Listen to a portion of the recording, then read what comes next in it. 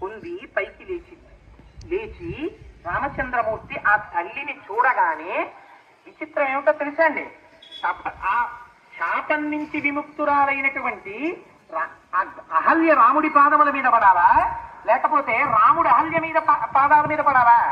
అంటే అహల్యని చూడగానే రాఘవౌతు తతస్య, రాఘవుడే ముందు వెళ్ళి అహల్య యొక్క పాదముల మీద పడ్డాడు. పడి ఆవిడ పాదములకు నమస్కారం చేశాడు.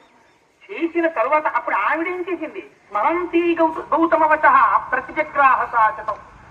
గౌతముడు చెప్పినటువంటి మాట జ్ఞాపకానికి వచ్చింది. అప్పుడు ఆవిడ రాముడికి నమస్కారం చేసింది. చేసి రాముడిని కూర్చోపెట్టి షడ్రసోపేతమైనటువంటి విందు ఆరగింపజేసింది.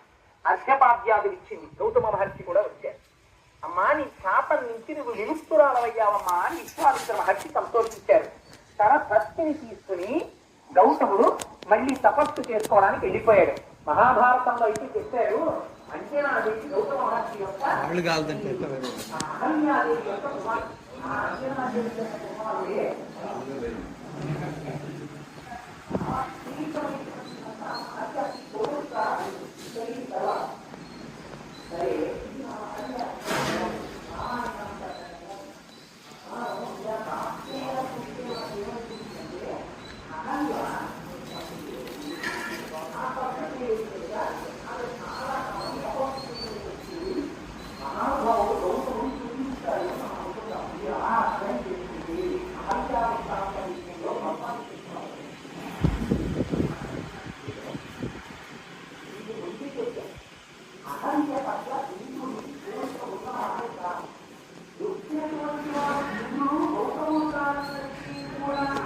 Back side of the temple.